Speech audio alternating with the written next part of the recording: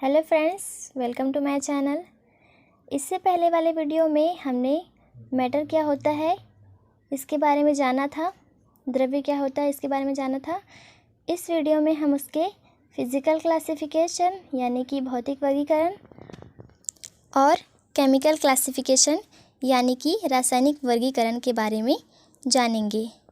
तो सबसे पहले हम फिज़िकल क्लासिफिकेशन में देखते हैं। इसे 3 भागों में वर्गीकृत किया गया है, ठोस, द्रव और गैस। तो हम जानेंगे कि ठोस यानी कि सॉलिड किसे कहेंगे। सॉलिड ये वे पदार्थ होते हैं जिनके आकार और आयतन दोनों निश्चित होते हैं। मतलब आकार और आयतन दोनों निश्चित होगा, वह ठोस यानी कि सॉलिड होगा। इनके अणु जो है बिल्कुल पास पास होते हैं, इसलिए ठोस होते हैं। अब हम द्रव के बारे में चर्चा करेंगे। द्रव यानी कि इसे इंग्लिश में लिक्विड कहते हैं। ये वे पदार्थ होते हैं जिनका आयतन तो निश्चित होता है किंतु आकार निश्चित नहीं होता। मतलब आयतन और आकार, आयतन निश्चित होता है किंतु आकार निश्चित नहीं होता।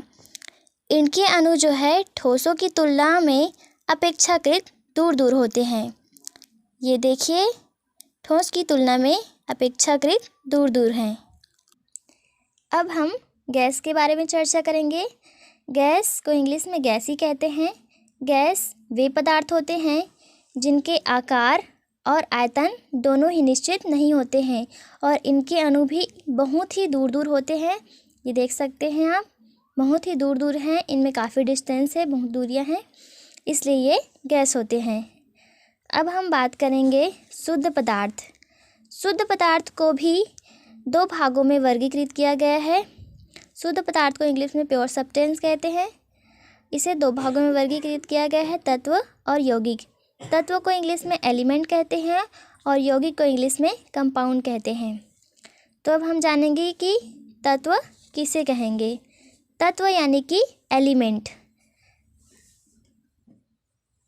एलिमेंट जहाँ पर पदार्थ अपने शुद्ध रूप में होता है, जिसको हम आगे और अलग नहीं कर सकते, तत्व कहलाते हैं।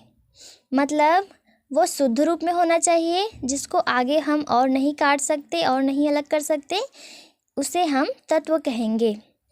जैसे कि उदाहरण ले सकते हैं, लोहा ये शुद्ध रूप में पाया जाता है, चांदी भी शुद्ध रूप में पाया जाता है और सोना भी शुद्ध रूप में पाया जाता है, और ये तांबा भी। तो ये सब तत्व के उदाहरण हैं। लोहा, चांदी, सोना और तांबा, ये सब तत्व हैं जो शुद्ध रूप में पाए जाते हैं और इन्हें हम आगे और अलग नहीं कर सकते। के बारे में जानेंगे। यौगिक किसे कहेंगे। यौगिक को इंग्लिश में कंपाउंड कहते हैं। यौगिक जब 2 तत्व आपस में निश्चित अनुपात में मिलते हैं तो उसे हम यौगिक कहते हैं। मतलब एक निश्चित अनुपात में जो मिले उसे हम यौगिक कहेंगे। तत्व यहाँ पर ये हाइड्रोजन और ऑक्सीजन। यहाँ पर हाइड्रोजन के अणुओं की मात्रा 2 है और ऑक्सीजन की 1। तो तत्व जब निश्चित अनुपात में मिल जाए तो उसे हम कंपाउंड कहते हैं यानी कि यौगिक कहते हैं। तो यहाँ पर ये इसे H2O, इसे हम जल कहते हैं। तो यहाँ पर ये 2:1 में मिले हैं। अब हम NaCl की बात करते हैं। तो NaCl जो है, यहाँ पर इसे सोडियम क्लोराइड कहते हैं। सोडियम क्लोराइड, यहाँ पर सोडियम की मात्रा 1 और क्लोरीन की मात्रा 1। सोडियम के अणुओं की मात्रा 1 और क्लोरीन के अणुओं की मात्रा 1 है, इसलिए ये 1:1 में मिले हैं। उसके बाद हम कार्बन डाइऑक्साइड, यहाँ पर कार्बन की मात्रा 1 और ऑक्सीजन की मात्रा 1 है, इसलिए हम इसे 1:2 कह सकते हैं। अब हम मिश्रण, जिसे इंग्लिश में मिक्सचर कहते हैं, इसके बारे में जानेंगे। तो 2 या 2 से अधिक तत्व किसी भी अनुपात में मिल जाए तो ये मिश्रण कहलाते हैं। दो या दो से अधिक तत्व किसी भी अनुपात में मिल जाए तो ये क्या कहलाते हैं? मिश्रण कहलाते हैं। जैसे कि हवा में जो नाइट्रोजन है वह मिला होता है। हवा में नाइट्रोजन की मतलब जो नाइट्रोजन है वह 78% यानी कि 78% होता है जो कि हवा में मिला होता है, तो इसे हम मिश्रण कहते हैं। ठीक है, उसके बाद हम आगे मिश्रण को दो भागों में क्लासिफाइड किया गया है, तो इसके बारे में जानेंगे। मिश्रण यानी कि मिक्सचर, इसे दो भागों में क्लासिफाइड किया गया है, समांगी मिश्रण और विषमांगी मिश्रण। समांगी मिश्रण को इंग्लिश में होमोजीनस मिक्सचर कहते हैं और विषमांगी मिश्रण को इंग्लिश में हेट्रोजीनस मिक्सचर कहते हैं। अब हम समांगी मिश्रण किसे कहेंगे और विषमांगी मिश्रण किसे कहेंगे इसके बारे में जानेंगे। समांगी मिश्रण यानी कि होमोजीनस मिक्सचर, जब दो तत्व आपस में मिलकर समान हो जाते हैं तो उसे हम समांगी मिश्रण कहते हैं। जब दो तत्व आपस में मिलकर समान हो जाते हैं समांगी मिश्रण कहलाते हैं। जैसे कि चीनी का घोल। चीनी का घोल कहने का अर्थ ये है कि जब हम चीनी को पानी में घोलते हैं तो यह घुलकर समान हो जाता है।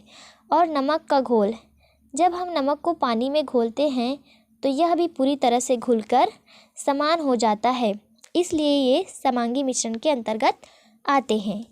अब हम विषमांगी मिश्रण के बारे में जानेंगे।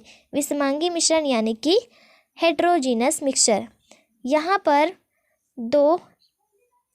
दो तत्व आपस में पूरी तरह नहीं घुल पाते हैं। यहाँ पर जो तत्व हैं वो आपस में पूरी तरह नहीं घुल पाते, इसलिए ये विषमांगी मिश्रण कहलाते हैं। मतलब तत्व का पूरी तरह से नहीं घुल पाना यहाँ पर विषमांगी मिश्रण कहलाता है। इसके उदाहरण हम चीनी और रेत के मिश्रण को कह सकते हैं।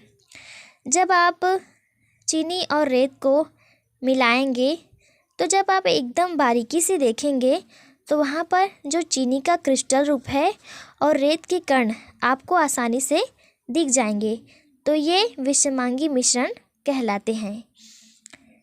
रेत और चीनी का मिश्रण क्या कहलाता है? विषमांगी मिश्रण कहलाता है। आई होप फ्रेंड्स कि आपको ये टॉपिक समझ में आया होगा। अब मैं भी चलती हूँ फ्रेंड्स, अब मैं आपको नेक्स्ट वीडियो में मिलूँगी।